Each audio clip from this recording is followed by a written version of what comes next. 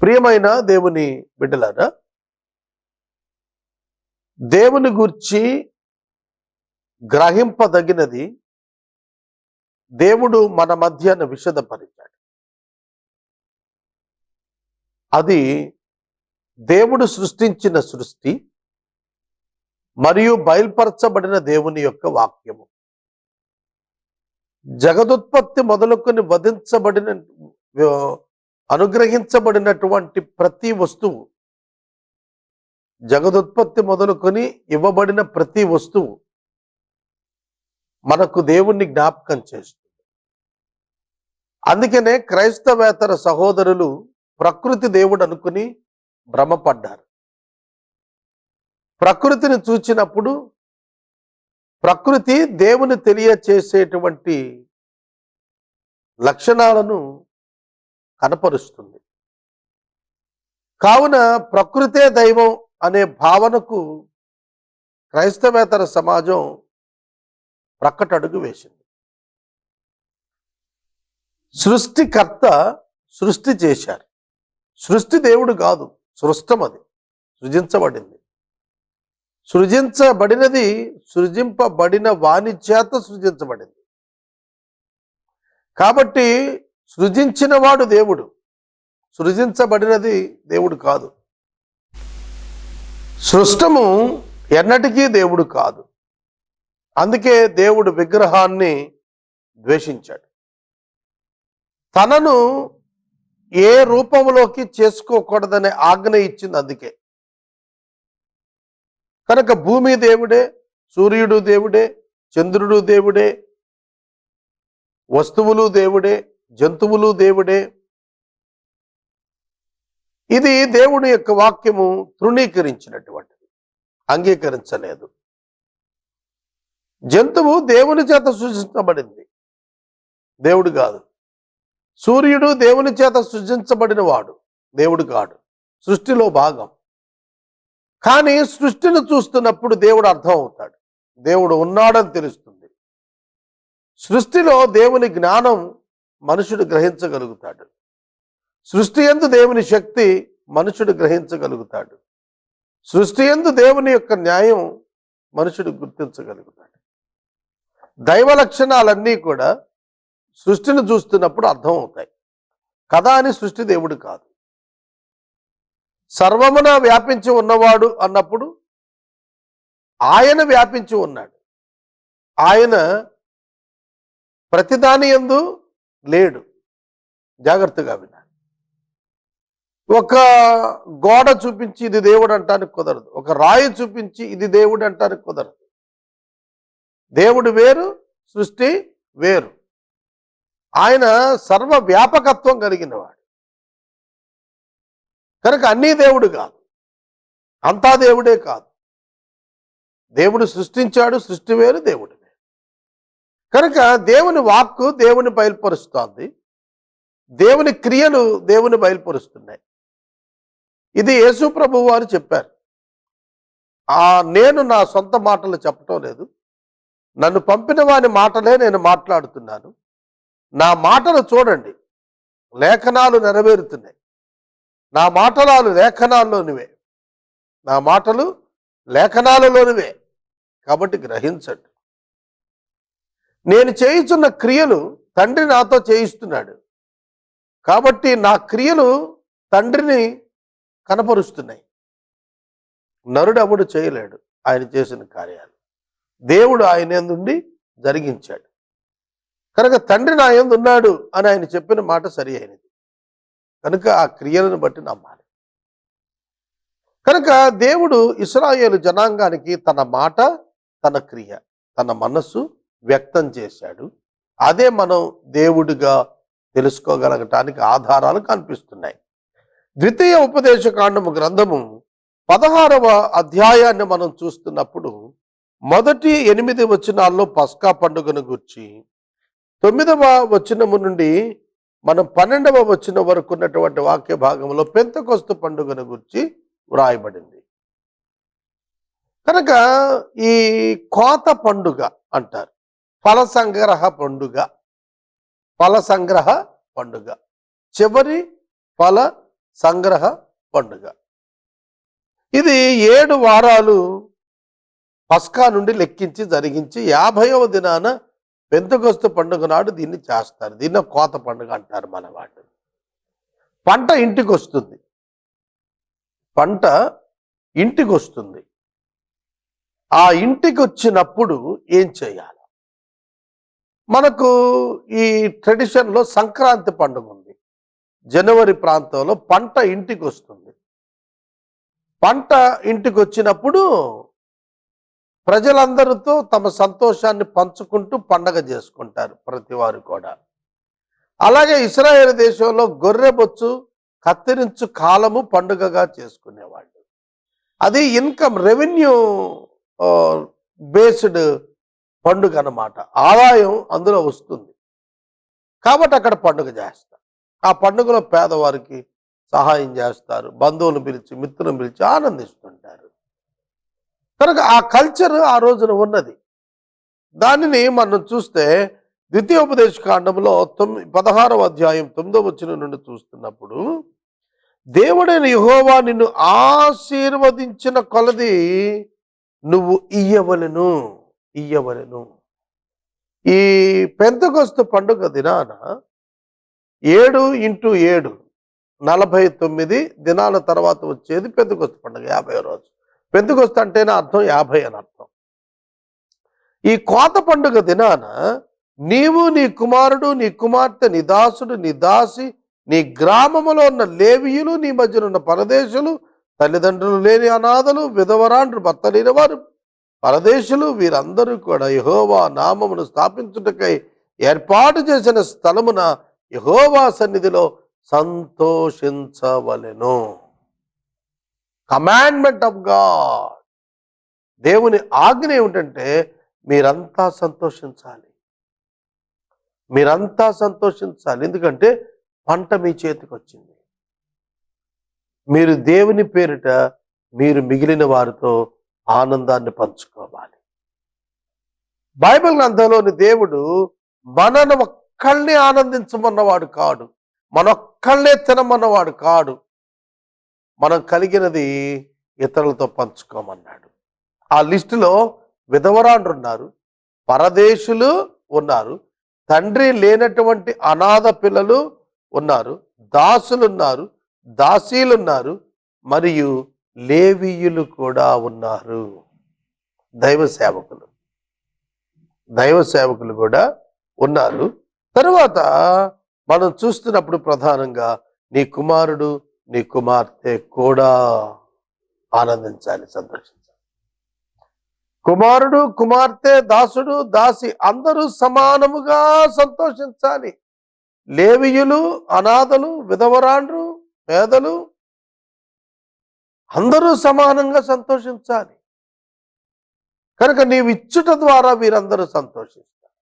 లేవీయులకు కూడా ఇయ్యవలెను అన్నాడు. లేవీయులు దేవుని పేరిట మందిర సేవ కొరకు ప్రతిష్ఠ చేయబడి ప్రత్యేకించబడిన వారు. వారికి స్వాస్థ్యం లేదు కాబట్టి ఈ 12 గోత్రాల వారే దశమ భాగం ఇచ్చినా, ప్రథమ అర్పణ ఇచ్చినా, ప్రత్యేక అర్పణ ఇచ్చినా కూడా వాళ్లే ఇవ్వాల్సిన వారు. కాబట్టి లేవీయులను కూడా జ్ఞాపకం చేసుకో, వాళ్ళు కూడా నీ పంట వచ్చినప్పుడు ఆనందించాలి అని అన్నాడు. నీవు ఐగుప్తులో ఒకప్పుడు దాసుడవై ఉన్నావనే సంగతి జ్ఞాపకం చేసుకుని ఇది ఆచరించు. ఎందుకంటే ఐగుప్తులో యజమానులు ఎన్నడూ వీరికి ఇలా ఆనందాన్ని పంచలేదు. ఐగుప్తులో పరదేశిగా ఉన్నప్పుడు నీవు కూడా నీ యజమానులను, ఐగుప్తీయులను చూచినప్పుడు అయ్యో నాకు కూడా పొలమున కొంత భాగం ఇస్తే బాగుండేదే, కొంత ఆనందాన్ని పంచితే నాకు కూడా బాగుంటుంది దాసుడిగా ఉన్నప్పుడు నువ్వు అనుకోలేదా? కాబట్టి నిన్ను వలె నీ పొరుగువారిని ప్రేమించు. ఒకప్పుడు నీవెట్లా భావించావో ఇప్పుడు నీ పట్ల అలా భావించేవారు ఉన్నారు కనుక వారిని సంతోషపెట్టమన్నాడు దేవుడు. దేవుని మనసు ఏమిటో తెలుసా? అందరూ సంతోషంగా ఉండాలి, అందరూ ఆనందించాలి. ఒక్కడే తిని ఒక్కడే అక్యుములేట్ చేసుకుని ధనవంతుడైపోయి మెడదెరక్కుండా అయిపోవాలని దేవుడు ఎప్పుడు కోరుకోలేదు. Our God is the God of love, agape ప్రేమ కలిగినటువంటి దేవుడు మన దేవుడు. అగాపే ప్రేమ కలిగినటువంటి వాడు మన దేవుడు. సహోదరుడా, సహోదరి, గివ్ మోర్, అత్యధికంగా ఇచ్చి దీవెన పొందు. వెదజల్లి అభివృద్ధి చెందిన వారు కలరు అని దేవుని యొక్క వాక్యము సాక్ష్యం ఇస్తాం. తర్వాత నీ కళ్ళములో నుండి ధాన్యము, నీ తొట్టె నుండి ద్రాక్షారసం సమకూర్చినప్పుడు పర్ణశాలల పండుగను 7 దినములు ఆచరించవలెను. ఇది గుడారాల పండుగ అన్నాడు, 3వ పండుగ.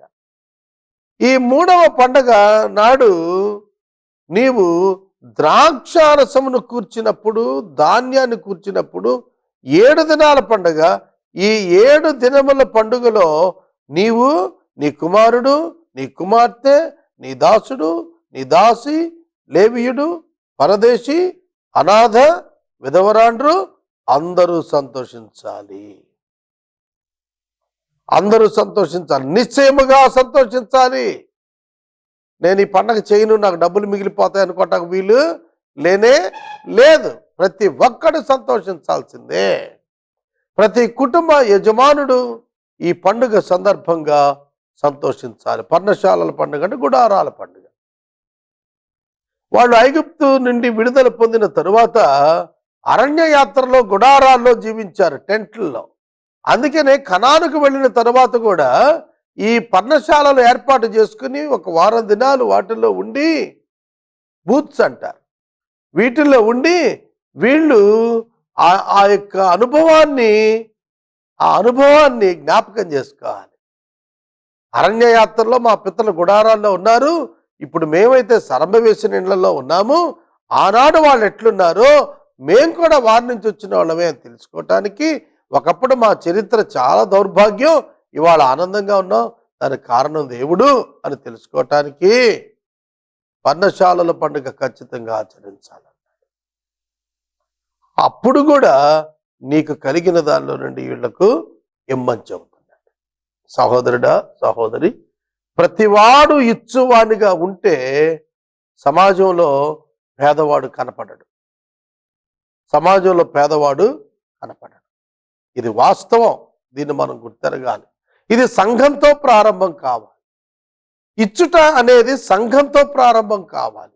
ఆది అపోస్తుల కాలముల సమయంలో వారి ఆస్తులు అమ్మి అపోస్తుల పాదాల దగ్గర పెట్టగా వారు అక్కర కొలది ఆ ధనాన్ని పంచిపెట్టారు. అక్కర కొలది ధనాన్ని పంచిపెట్టారు. కనుక గుర్తెరగండి, sharing your blessing is the real thing and it increases your happiness. నీ ఆనందాన్ని పెంచేది ఏమిటంటే నీ యొక్క నువ్వు పొందిన దీవెన ఇతరులతో పంచుకోవటమే. అలా చేసినప్పుడు నువ్వు దీవించబడతావని ప్రభు పేరిట నేను మనవి చేస్తున్నాను. తర్వాత ఈ మూడు పండుగలలో అనగా పొంగని రొట్టెల పండుగ, వారాల పండుగ, పర్ణశాల పండుగ, ఈ 3 పండుగలలో ప్రతి మగవాడు యెహోవా సన్నిధిలో కనపడాలి. This is the commandment of God. దేవుని యొక్క ఆజ్ఞ ఏమిటంటే ప్రతి మగవాడు దేవుని సన్నిధిలో కనపడి తీరాలి. ఎందుకని? మగవాడు కుటుంబ యజమాని, గృహమునకు శిరస్సు. కనుక దేవుని పట్ల భయభక్తులు కలిగి ఉండాల్సింది కుటుంబ యజమాని, ఆడాళ్ళు కాదు. ఇప్పుడు మన సంఘాలన్నీ కూడా స్త్రీలతో నిండిపోతాయి. భర్తలు ఎవరు సరిగా రారు ఆరాధనకు, very rare and less in number, తక్కువ మంది వస్తారు. కానీ అలా కాదు. కుటుంబ యజమానులు యెహోవా సన్నిధిలో 3 పండుగలకు వచ్చి కనపడి తీరవలసిందే. No escape. You should not neglect the presence of God for 3 times in a year. 3 పర్యాయాలు ఖచ్చితంగా పండుగలకు దేవాలయానికి రావాల్సిందే. మాకు ఆ పని ఉంది, ఈ పని ఉంది అంటే కుదరదు. సహోదరుడా, సహోదరు, దేవుని యొక్క వాక్యం మనకు చాలా తేటగా చెబుతుంది ఏమిటంటే ఈ 3 పండుగలు నిర్వహించినప్పుడు నువ్వు ఇతరులతో కూడా నువ్వు ఇతరులతో కలిసి సంతోషించే అనుభవంలోనికి రావాలని దేవుడు కోరుతున్నాడు. That is the God of the Bible. Bible గ్రంథంలో దేవుడు ఏంటంటే తన ఆనందాన్ని పంచేటువంటి వాడు, తన సమృద్ధిని పంచేటువంటి వాడు, బెగబట్టువాడు కాడు. కూలివాని కూలి బెగబట్టినట్టుగా ఆయన ఆనందాన్ని బెగబట్టడు, ఆనందాన్ని ప్రవహింపచేస్తాడు. ఇది మనం నేర్చుకోవాల్సిన పాఠం. తర్వాత ఈ యొక్క అధ్యాయములో మనకు నీ దేవుడైన యెహోవా నీ రాబడి అంతటిలో నీ చేతి పనులన్నింటిలో నిన్ను ఆశీర్వదించను కనుక నీవు ఏర్పరచుకున్న స్థలమున యెహోవాకు 7 దినాలు పండుగ చేయాలన్నాడు. నీ రాబడి అంతటిలో నీ చేతి పనులన్నింటిలో నిన్ను ఆశీర్వదించేటువంటి దేవుడు. దేవుడు ఆశీర్వదించేవాడు, దేవుడు శపించేవాడు కాడు, దేవుడు నాశనం చేసేవాడు కాడు. అర్థమవుతుందా? నీతిమంతులను ఆయన ఎన్నడూ చేయి విడువడు, వాళ్ళని అపరాధులను ఎన్నటికీ చెయ్యడు. నీతిమంతులు ఆయనకు ఇష్టలు, నీతిమంతులు అంటే ఆయనకి ఇష్టలు కనుక మానవ నీతి కాదు, విశ్వాస సంబంధమైన నీతి చేత మనం ఆయనకి సమీపస్తులుగా వెళ్ళాలి, ఆయనకి ఇష్టమైన వారుగా ఉండాలి.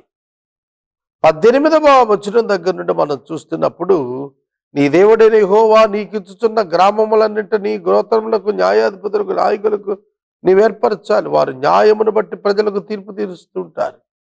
నీవు న్యాయము తప్పి తీర్పు తీర్చకూడదు, పక్షపాతము చేయకూడదు, లంచం పుచ్చుకొనకూడదు. ఎలాగనగా లంచము జ్ఞానుల కన్నులకు గ్రుడ్డితనం కలుగు చేస్తుంది, నీతిమంతుల మాటలకు అపార్థం పుట్టిస్తారు. నీవు జీవించిన నీ దేవుడైన యెహోవా నీకిచ్చుచున్న దేశమును స్వాధీనపరచుకున్నట్లు కేవలం న్యాయమునే అనుసరించి నడుచుకొనవలెను. ఇది గంభీరమైన మాట కాదు. కేవలము న్యాయమునే అనుసరించి నడుచుకోవాలంటే ఎందుకు? దేశమును స్వాధీనము చేసుకున్నట్టుకు. కనాను దేశం కనానీయులైనటువంటి 7 జాతుల మధ్యలో ఉండిపోయింది. దాన్ని స్వాధీనం చేసుకోవాలంటే ప్రభు చెబుతున్నది ఏమిటి? ఒకటే మార్గము. ఆ మార్గం ఏమిటంటే న్యాయమును అనుసరించి నడుచుకోవటం. న్యాయం అనుసరించి నడుచుకోవటం. న్యాయానికి దేవుడిచ్చిన ప్రాధాన్యత చాలా గొప్పది. ఆయన న్యాయవంతుడు, ఆయన అన్యాయంగా తీర్పు తీర్చడం ఎవరికి కూడా. కనుక న్యాయవంతుడు అయినటువంటి దేవుడు తన ప్రజలను న్యాయముగా నడుచుకోవాలని కోరు. కనుక ఎవరు దేవునికి ఇష్టలు? న్యాయంగా నడుచుకునేవాళ్ళు. ఎవరు దేవునికి ఇష్టలు? తమ సంపదను ఇతరులతో పంచుకునేవారు, తమ ఆనందాన్ని ఇతరులతో పంచుకుని అభివృద్ధి చేసుకునేటువంటి వారు నిజమైనటువంటి దేవుని బిడ్డలు, నిజమైనటువంటి దేవుని బిడ్డలు. అందుకనే చెబుతాడు, న్యాయము తప్పి తీర్పు తీర్చొద్దు, లంచము పుచ్చుకోవద్దు. లంచం గుడ్డి వారికి జ్ఞానుల కనులకు గుడ్డితనం కలుగజేస్తుంది, నీతిమంతుల మాటలకు అపార్థం పుట్టిస్తుంది. నీవు జీవించి నీ దేవుడు యెహోవా నీకు ఇస్తున్న దేశాన్ని స్వాధీనపరుచుకునేట్లు కేవలము న్యాయమునే అనుసరించి నడుచుకునము. న్యాయాన్ని అనుసరించి నడుచుకోవాలి దేవుని పిల్లలు. వేరొక మార్గానికి వెళ్ళటానికి వీలు లేనేలేదు. మీరు ఈ సత్యాన్ని మరవకూడదు. ఏమిటంటే దేశాన్ని స్వాధీనపరుచుకోవటం న్యాయం వల్లే సాధ్యం అవుతుంది. జస్టిస్ లోకంలో జరిగినప్పుడు లోకం ప్రశాంతంగా ఉంటుంది. అయితే లంచము పుచ్చుకొనవద్దు, పక్షపాతం చేయవద్దు. లంచం పుచ్చుకోవద్దు, పక్షపాతం చూపాలి.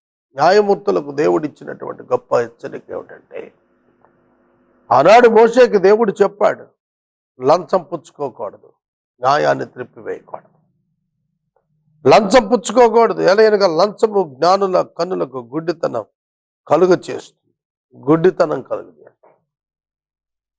You will become blind if you love the bribe, you will become blind. నీవు గుడ్డివాడు అయిపోతావు. ఆధ్యాత్మిక చూపు నశిస్తుంది.